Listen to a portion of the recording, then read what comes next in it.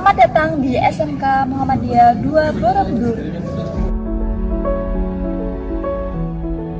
Selamat datang di jurusan Teknik Mesin SMK Muhammadiyah 2 Borobudur.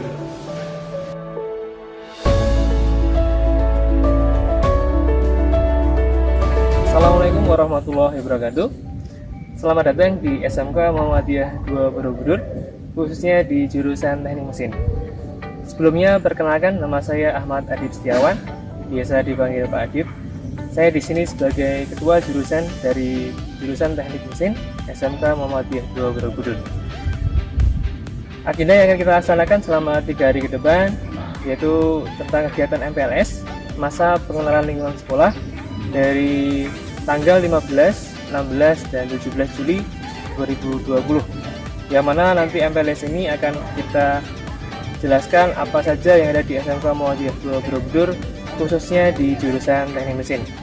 Mari kita lihat apa saja yang ada di bengkel Teknik Mesin. Selamat pagi anak-anak semuanya. Tadi saya sudah sampaikan bahwasanya di bengkel Teknik Mesin ada beberapa hal yang harus kita pelajari, apa yang harus kalian ketahui dan apa yang harus kalian mampu, yang harus kalian kuasai. Nah, di sini akan saya jelaskan sekilas tentang jurusan Teknik Mesin di SMK Muhammadiyah 2 Borobudur. Yang mana di SMK Muhammadiyah 2 Borobudur, khususnya di jurusan Teknik Mesin, ada hal yang ada beberapa bagian yang harus kalian kuasai. Yang pertama mungkin nanti yang kita pelajari, mungkin di kelas 10 itu ada namanya kerja bangku. Kemudian di kelas 11 itu ada praktek tentang pemesinan. Kemudian ada praktek pengawasan atau welding sendiri. Kemudian ada praktek drafting atau perancangan sebuah komponen mesin, ya. Kemudian yang terutama di kelas 3 ini nanti adalah praktek tentang pemesinan. Nah, di sini ada 2 contoh mesin yang akan kalian besok akan kalian praktekkan. Di belakang saya tulis ada namanya mesin bubut, ya. Mesin bubut ini nanti khususnya membuat komponen-komponen yang ada di mesin. Contohnya ini adalah suatu produk yang anak-anak kelas 11 dan 12 buat, ya. Ini kalau untuk bubut ini sendiri itu khusus untuk membuat komponen-komponen yang bentuknya silindris. Jadi semuanya pengurangan mesin komponen-komponen ini dibuat di mesin bubut di belakang saya ini, ya. Kemudian ada jurusan tentang drafting atau perancangan. Perancangan sendiri itu adalah membuat sebuah gambar model, ya, menggunakan software maupun dengan gambar manual. Jadi kalau di kelas 10, di kelas 1-nya itu kalian menggambar itu secara manual, ya, menggunakan gambar, alat-alat gambar secara manual. Kemudian kelas 11, kelas 2-nya kalian akan dikenalkan dengan menggambar atau drafting dengan menggunakan software di komputer. Contohnya menggunakan software Inventor, AutoCAD, maupun nanti dengan software SolidWorks. Nah, urutan bagaimana? Jadi sebelum kita membuat sebuah komponen seperti ini, kita harus mampu membuat gambarnya dulu, perancangannya dulu. Bagaimana membuat sebuah bulir dalam sebuah gambar, alur, kemudian sebuah poros seperti ini. Ini harus kita gambar terlebih dahulu sebelum kita membuat komponen yang ada di mesin. Nah, dari beberapa komponen yang kita buat, nanti akan kita gabung menjadi sebuah alat atau sebuah komponen yang bisa bergerak. Jadi gabungan dari beberapa komponen itu kita assembling jadi satu, nanti akan membuat sebuah mesin. Kalian tahu sendiri juga yang namanya sepeda motor, mobil itu kan terdiri dari beberapa ratusan maupun ribuan komponen yang ada di dalamnya. Sampai hal yang paling kecil, murbautnya itu juga hasil dari sebuah pembuatan komponen-komponen yang ada di mesin. Nah, ini bisa lebih dekat, ini namanya mesin bubut, ya. Ini mesin bubut yang mana nanti tadi sudah sampaikan, ini untuk membuat komponen-komponen yang bentuknya silinder seperti ini. Nah, ada banyak contoh yang akan besok kalian buat, yang mana nanti itu akan menjadi kompetensi kalian di jurusan Teknik Mesin. Ada lagi nanti bidang drafting tadi, kemudian ada bidang welding. Welding itu adalah pengelasan, ya. Jadi pengelasan untuk menggabungkan beberapa komponen jadi satu, ya. Contohnya komponen seperti ini, yang nantinya tadi ada pembuatan dari mesin bubut, kemudian ada mesin bor, nanti digabung jadi satu. Contoh membuat engsel seperti ini ya, ini digabung menjadi dari proses pengelasan. Proses pengelasan, contoh mesin las juga ada di sini. Ini contoh mesin las aslinya. Nanti ada mesin las, ada beberapa bagian juga. Ada mesin las segalin, ada mesin las listrik. Ya.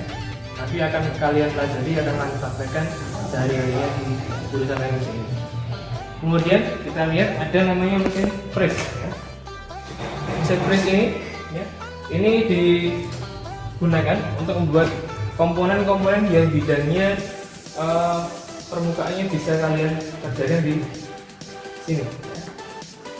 Proses pengerjaannya vertikal dan horizontal.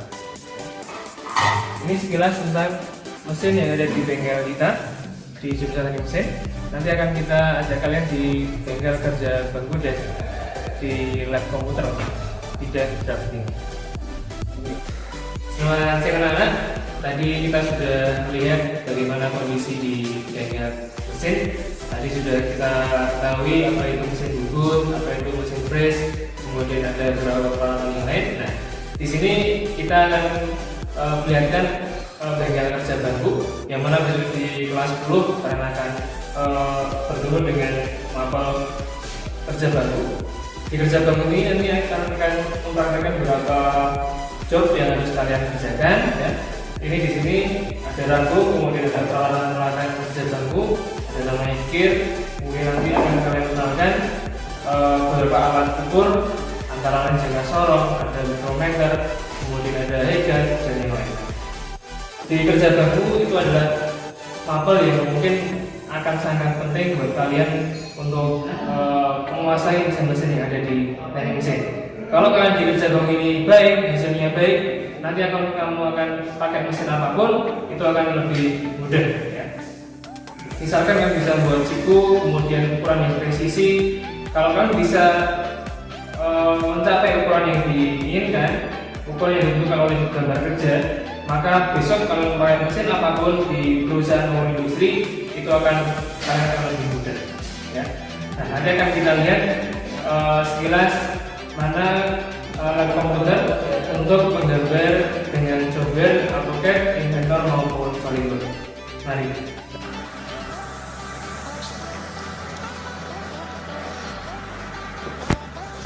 Oke, baik anak-anak.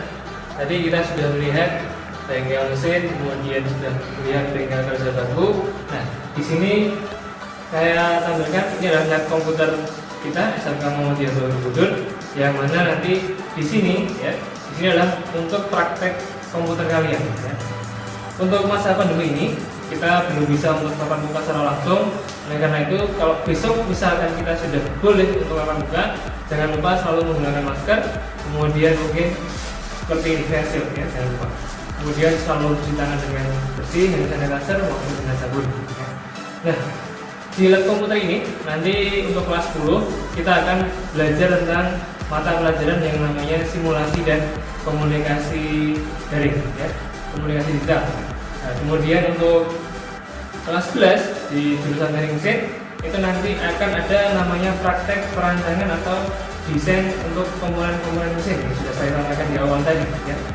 Kalau di kelas 10 mungkin masih menggunakan dengan manual, menggunakan buku gambar maupun alat gambar. Tapi untuk kelas 11 kita akan belajar menggambar menggunakan software, antara lain ada AutoCAD, ada SolidWorks maupun Autodesk Inventor. Ya. Yang mana nanti kita belajar bagaimana cara menggambar sebuah komponen mesin maupun perakitan mesin assembling sampai produk itu bisa dibuat di bengkel mesin. Ya. Nah, saya kira cukup sekian pengenalan jurusan hari ini. Ya. Saya harap kalian tetap selalu sehat di rumah, ya, jaga kesehatan dan jangan lupa tetap belajar. Mungkin untuk pembelajaran ke depan kita masih menggunakan mode daring. Nah, jangan lupa tetap selalu untuk belajar di rumah. Ya. Sekian dari saya, kurang lebihnya mohon maaf. Terima kasih. Wassalamualaikum warahmatullahi wabarakatuh. Selamat datang di jurusan Teknik Barang Ringan.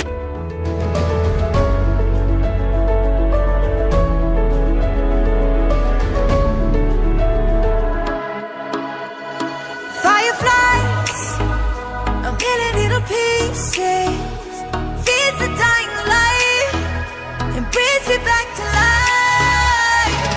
In your eyes. Assalamualaikum warahmatullahi wabarakatuh.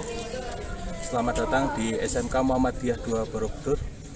Perkenalkan, saya Ahmad Kurniawan, bisa dipanggil dengan Pak Wawan. Saya sebagai Ketua Jurusan Teknik Kendaraan Ringan Otomotif. Untuk masa pengenalan siswa kali ini atau MPLS, pertama-tama nanti kita akan menerangkan apa saja yang ada di jurusan TKR. One touch and I ignite.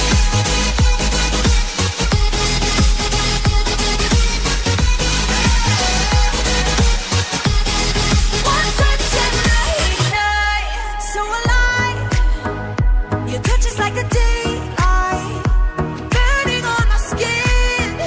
It turns me on again. Oke, kita telah sampai di bengkel teknik kendaraan ringan, yang mana nanti di bengkel teknik kendaraan ringan ini ada beberapa job atau beberapa stand yang untuk kita praktek. Yang pertama adalah di stand engine, yang mana di sini nanti stand engine kalian akan mempelajari tentang overhaul.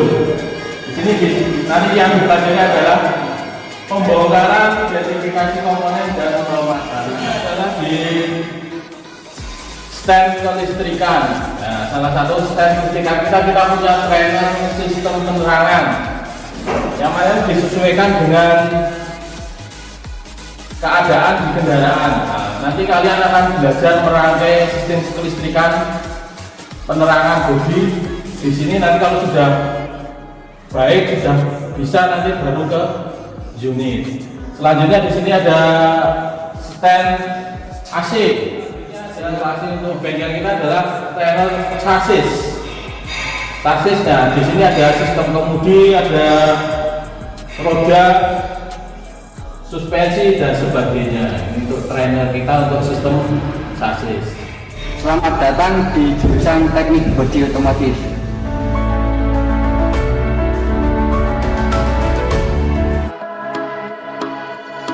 Fireflies, a million little pieces, feeds the dying light, and brings me back to life. In your eyes.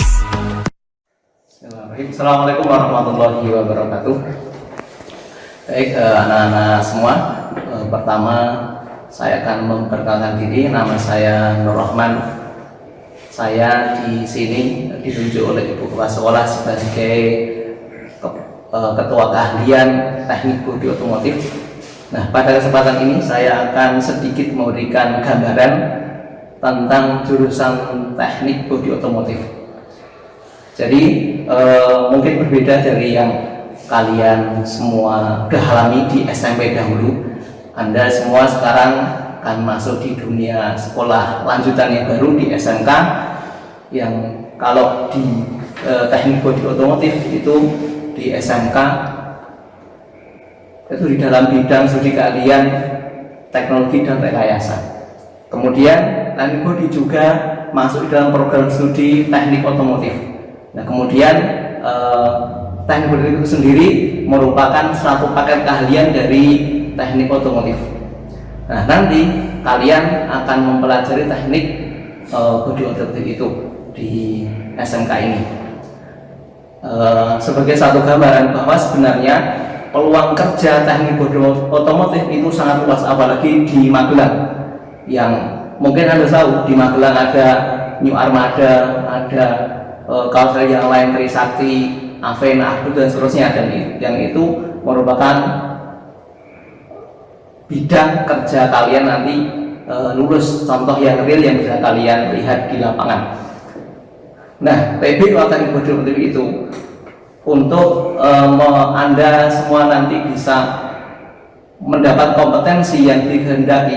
Itu ada pelajaran-pelajaran atau mapel-mapel yang mesti dikuasai dan akan Anda semua pelajari di jurusan Teknik Bodi Otomotif.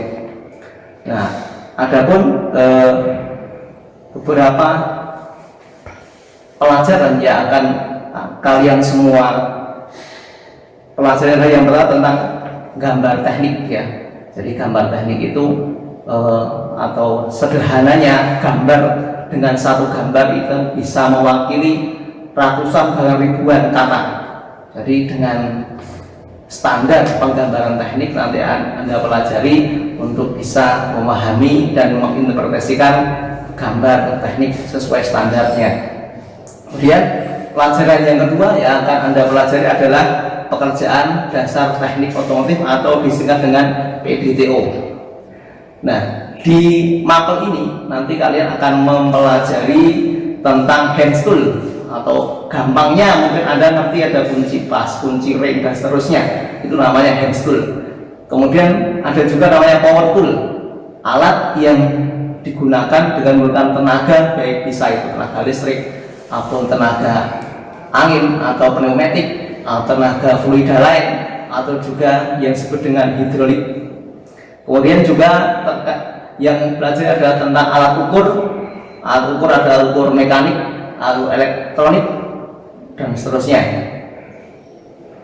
Kemudian berikutnya pelajar yang akan Anda belajar di jurusan teknik bodi otomotif adalah teknologi dasar otomotif.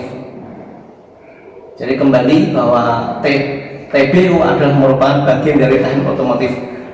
Nah, di sini nanti akan Anda pelajari yang pertama tentang kesehatan dan keselamatan kerja, kemudian tentang pemadam kebakaran atau alat pemadam kebakaran api ringan, kemudian mesin konversi, misalnya nanti ada mesin bensin, mesin diesel dan seterusnya. Yang dalam ada mesin 2 tak, 4 tak dan seterusnya. Juga nanti akan Anda pelajari yaitu tentang rangkaian kelistrikan, sensor, baterai dan seterusnya. Itu kompetensi dasar yang akan Anda pelajari di mapel teknologi dasar otomotif. Dan berikutnya Anda nanti akan masuk ke tingkat 2. Jadi tadi yang disebutkan tadi adalah di level atau tingkat 1. Kemudian tingkat 2 nanti Anda akan pelajari perbaikan panel bodi. Jadi prinsipnya adalah umpama ada mobil yang bertabrakan, benturan, mesti rusak. Nah, kerusakan itu yang nanti akan Anda pelajari atau cara bagaimana baik kerusakan itu. Mungkin kerusakannya kecil, nah itu nanti bisa akan dengan alat yang namanya Bosel welder, atau yang besar itu bisa ditarik dan seterusnya. Itu sesuai dengan yang kondisi yang dihadapi atau dialami oleh kendaraan tersebut. Kemudian yang mapel berikutnya yang di kelas 2 adalah pemeliharaan dan perbaikan kelistrikan bodi. Dari namanya sudah bisa kelihatan kelistrikan bodi. Jadi di situ nanti Anda pelajari tentang kelistrikan bodi kendaraan. Yang tergambar mesti kadang mungkin lampu. Nah, itu yang pertama dipelajari tentang lampu hazard ya, lampu yang kedip semua itu namanya lampu hazard, lampu sen ya, lampu tanda atau lampu tanda belok, power window, central lock, kemudian wiper, mirror atau spion, spoiler dan lain-lain. Itu yang akan dipelajari terkait dengan kelistrikan bodi dan aksesoris. Kemudian naik ke level atau tingkat 3, kelas 3 di jurusan teknik bodi otomotif akan dipelajari tentang pengecatan bodi otomotif atau PBO. Di situ nanti akan dipelajari atau diajarkan tentang cara persiapan pengecatan. Kemudian berikutnya setelah ada persiapan, kemudian namanya masking atau penutupan bodi yang tidak perlu dicat. Kemudian painting atau pengecat sendiri, dan terakhir namanya finishing. Seperti itu. Kemudian kompetensi yang terakhir yang akan dipelajari adalah pemeliharaan dan perbaikan interior atau disebut dengan PPI. Nah, di PPI ini akan dibahas tentang kaca, pelepasan kaca, pemasangan kaca film, kemudian perbaikan atau pemasangan plafon, ya, rancang jok, dashboard, sabuk pengaman, central lock, karpet dan seterusnya. Nah, itu kiranya atau beberapa pelajaran atau kompetensi akan kalian pelajari di teknik bodi otomotif. Baik, tadi demikian tadi atau poin-poin kompetensi tadi yang sudah kami sebutkan, itu hal yang nanti akan dipelajari di jurusan teknik bodi otomotif. Kiranya itu penjelasan singkat ini, dan nanti untuk lebih lanjut, lebih jelas dan seterusnya kami hanya disampaikan, belum menggunakan alat tentunya. Dan sebenarnya kita jurusan teknik bodi otomotif, meskipun kita terbilang jurusan baru, itu kita sudah memiliki alat-alat yang standar lomba tingkat nasional, karena dulu pernah dipercaya, sekolah kita dipercaya untuk menjadi panitia lomba, dan kemudian peralatan yang dipakai untuk lomba tingkat nasional di Solo itu dihibahkan ke SMK kita sebagainya. Jadi bisa belajar dengan nyaman dengan alat yang sudah standar, sehingga harapannya dengan peralatan yang ada itu bisa mendapatkan kenyamanan belajar, kemudian keakuratan dalam pembelajaran, dan bisa dipahami dengan baik, sehingga bisa menjadi bekal kalian ketika nanti sudah berada di dunia kerja. Kiranya itu yang bisa kami sampaikan, sedikit sekali gambaran tentang materi pelajaran yang akan dibagi teknik bodi otomotif. Lebih lanjut nanti kita akan belajar bersama di SMK kita. Semoga bermanfaat. Ada kurang yang maaf, kita akhiri. Di jurusan perhotelan.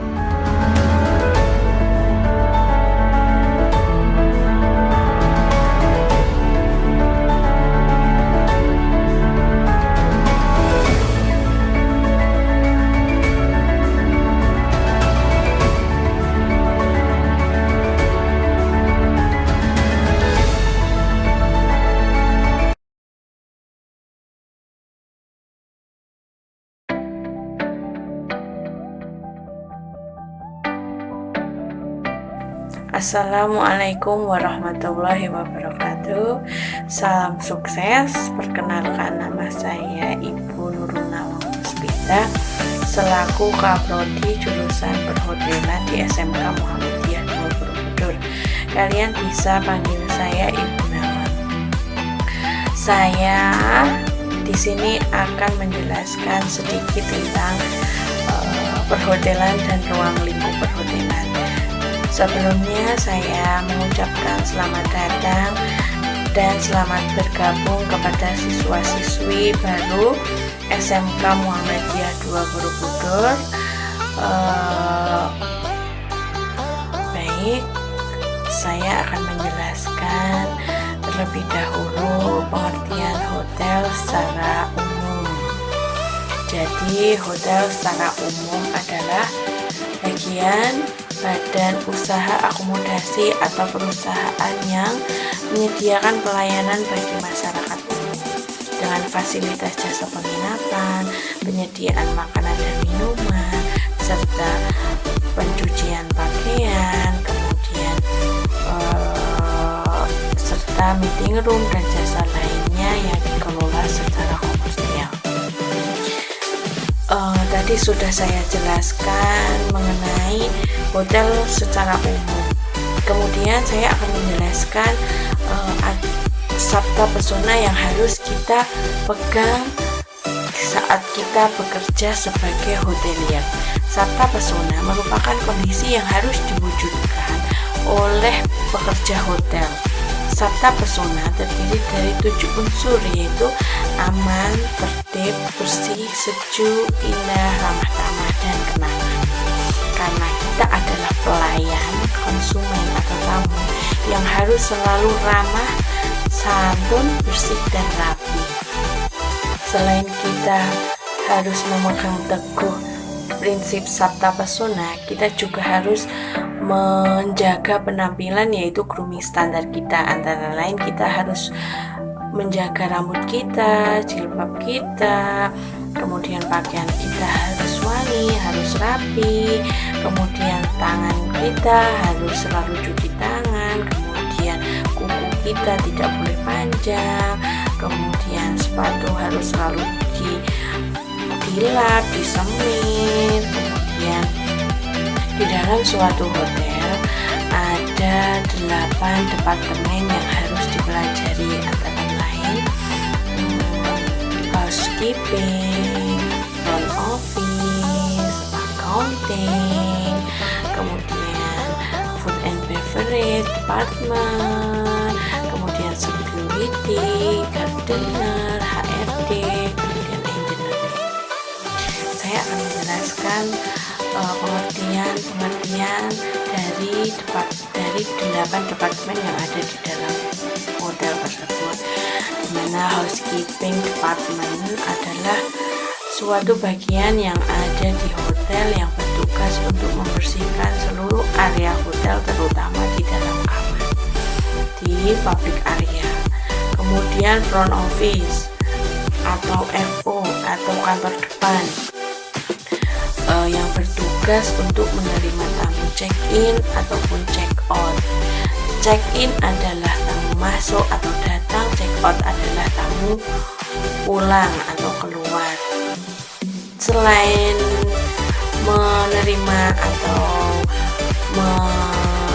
tamu check-in atau check-out, front office juga menerima keluhan atau pemberitahuan tamu ketika tamu ada keluhan yang harus disampaikan. Biasanya tamu itu akan langsung datang ke front office atau menghubungi kantor depan atau front office itu sendiri. Kemudian accounting department atau administrasi di hotel itu yang bertugas untuk menghitung kos masuk atau kos keluar di dalam suatu hotel. Kemudian food and beverage department.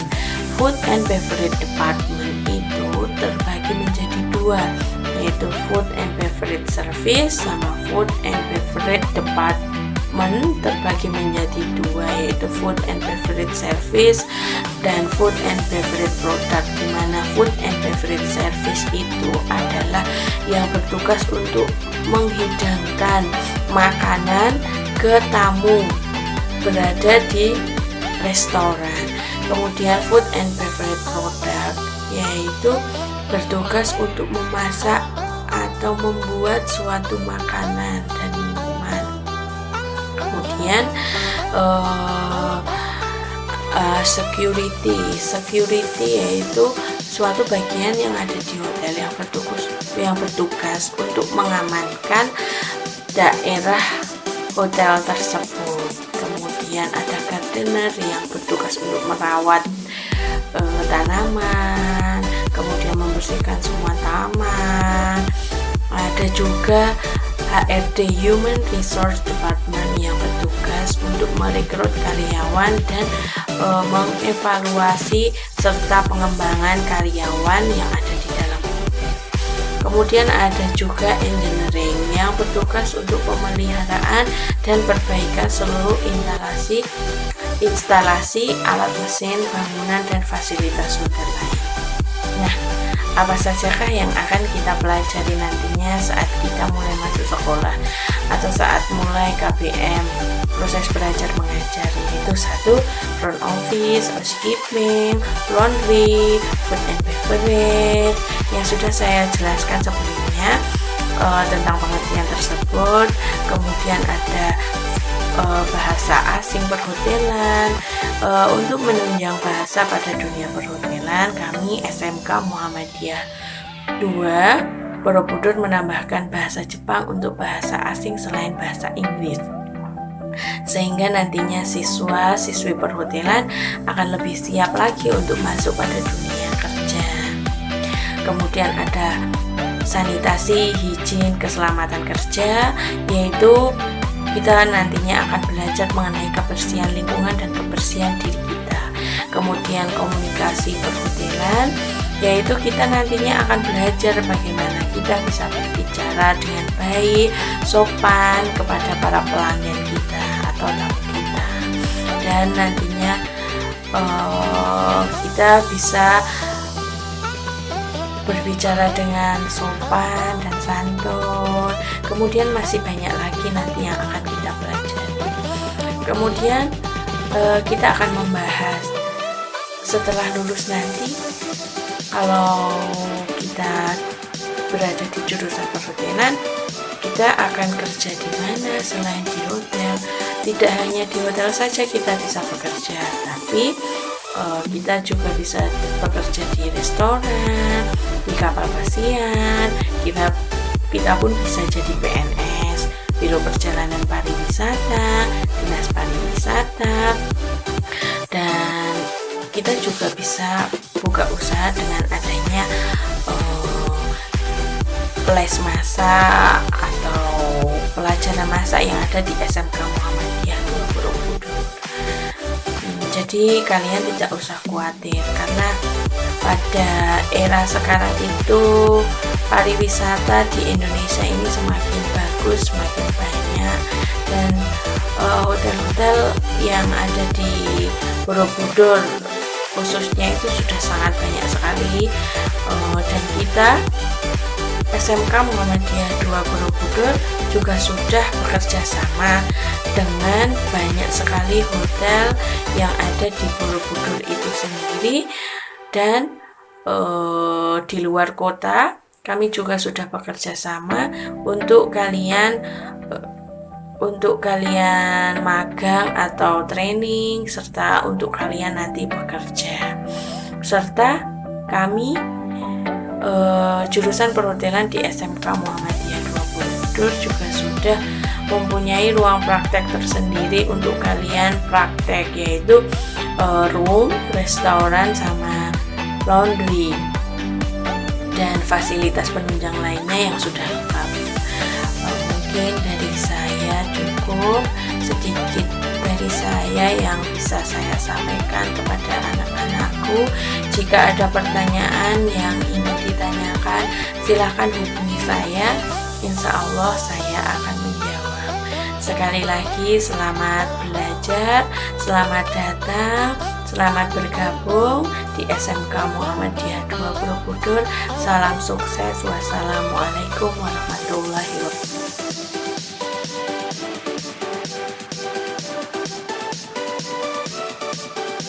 Di SMK Muhammadiyah 2 Borobudur.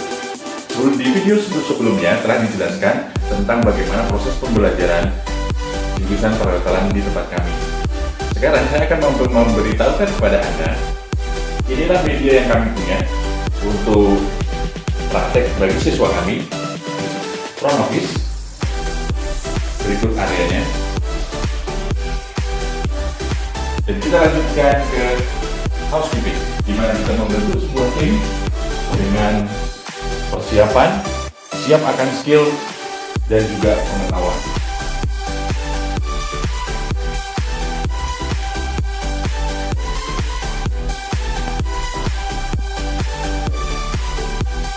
Mari bergabunglah bersama kami, SMK Muhammadiyah 2 Borobudur. Kami menunggu Anda.